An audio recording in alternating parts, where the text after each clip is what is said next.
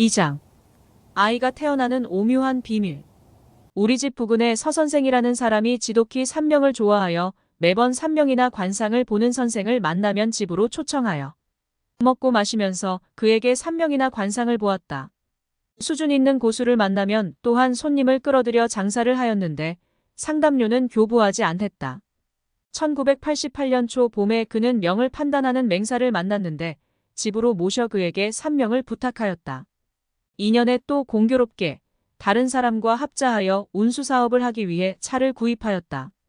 사업은 어려움이 없었는데 곧 동업자와 그가 약간의 불화로 인해 약간의 틈이 생겨 동업자와 오래도록 잘 할 수 있는지가 궁금하여 금년은 어떠한지요?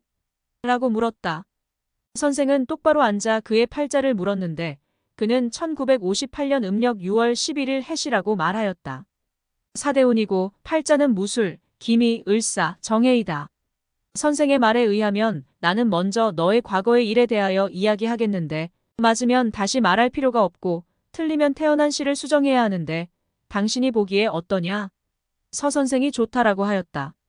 해시에 준하면 너의 형제는 3명이고 1명은 요절하였고 너는 장남이다. 맞다라고 서 선생이 인정하였다. 너는 25세에 부친에게 재앙이 있었는데 부친이 조기에 사망하는 명이다.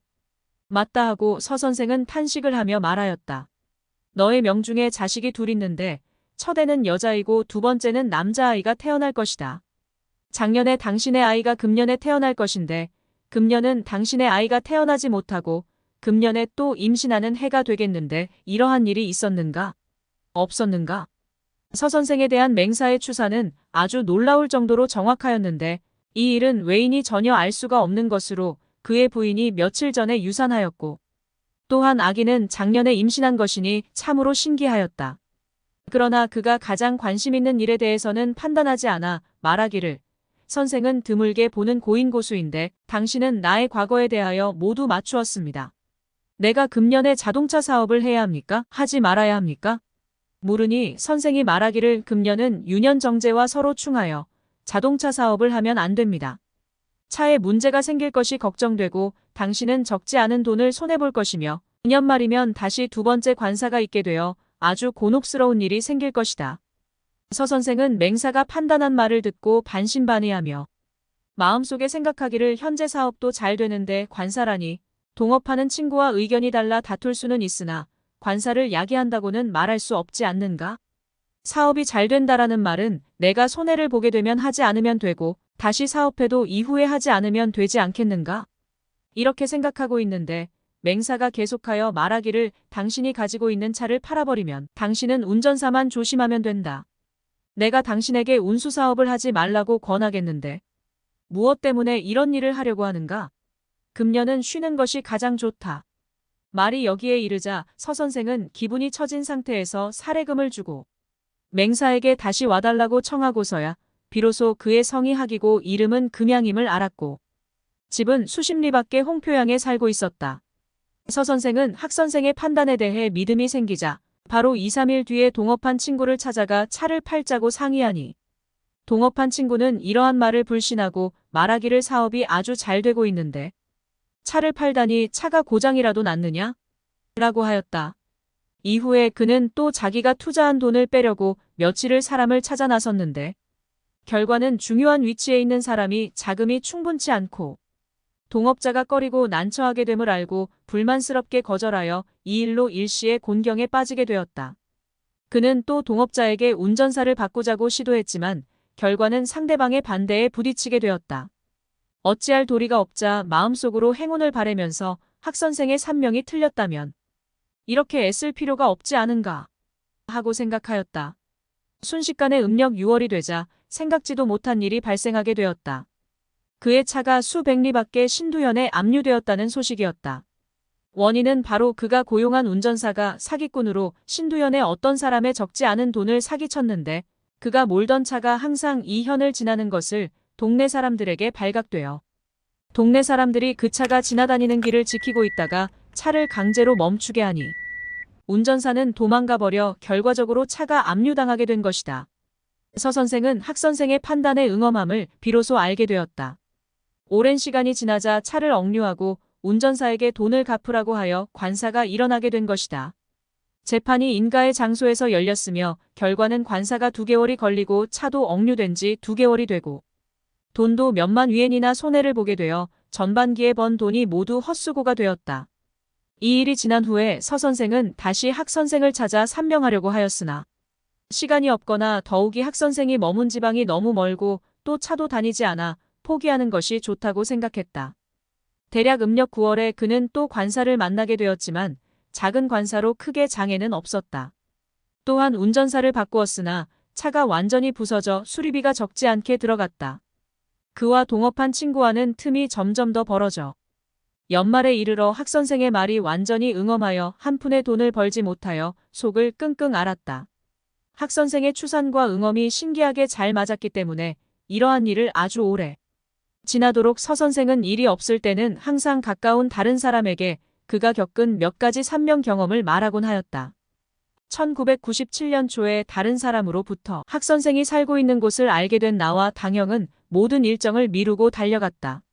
상담 결과는 그가 명을 추단하는 것이 신과 같이 정확하여 다른 사람과는 비할 바가 아니었다.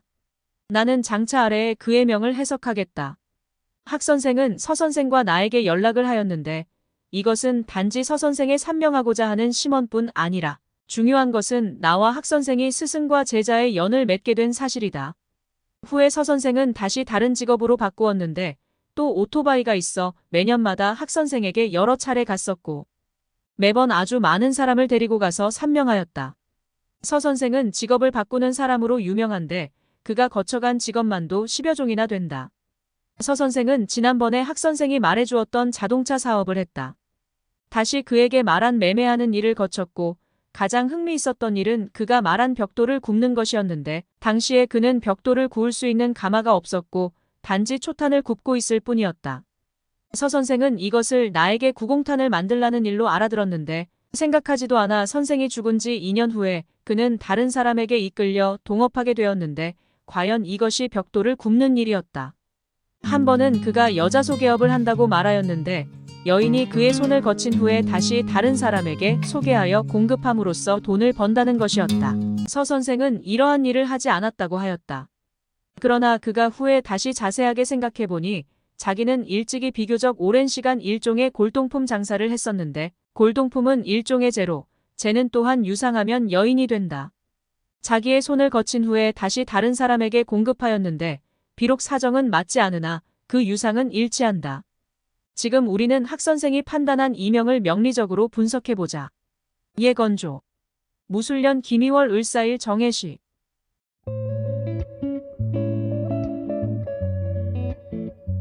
유년은 무진이고 대우는 임술이다.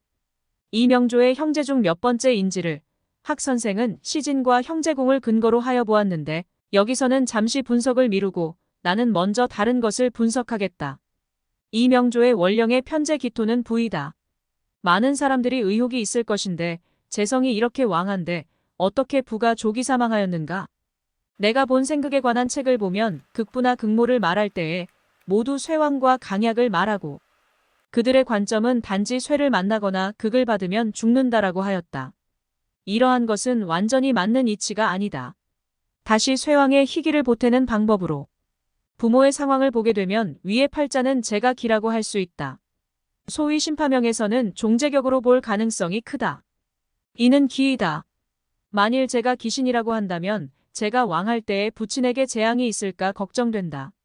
그러나 문제는 이명은 기토나 혹은 미토가 부친이 되지 술토는 아니라는 것이다. 행운이 수룬으로 갈 때 귀신이 형으로 상을 만나는 대운과 같다.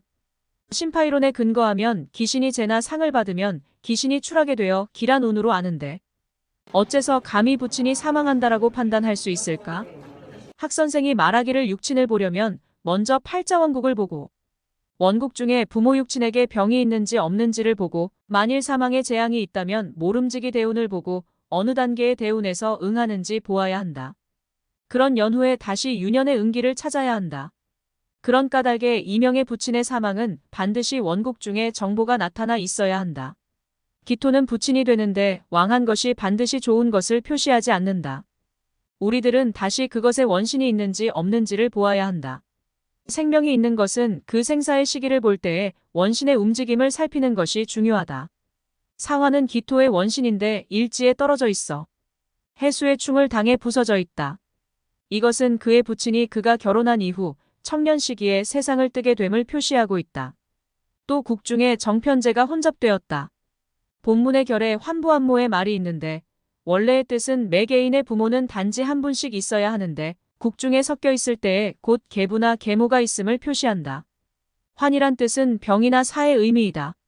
이 조는 전형적인 환부명으로 환이 되는 시는 술토와 무토인데 모성과는 어떠한 관계가 없으므로 쌍부라고 표시하지 않고 단지 부친의 사망이나 부친의 재난이라고 표시할 뿐이다. 임술대운으로 행하자 환성인 술토가 도위하고 또 부의 원신인 사화가 임묘하니 이 운의 부친이 사망했다. 유년은 바로 임술을 만나 세운이 함께하니 활력이 배가 된 까닭에 인연의 부친이 사망했다. 다시 예를 하나 들면 예의건조 무신년 김이월 을사일 갑신시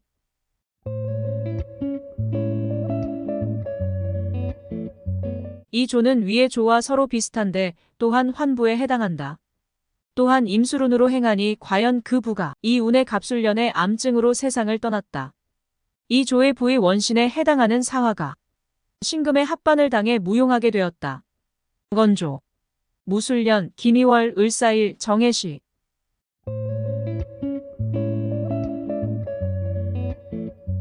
대운이 임술이고 유년이 무진이다.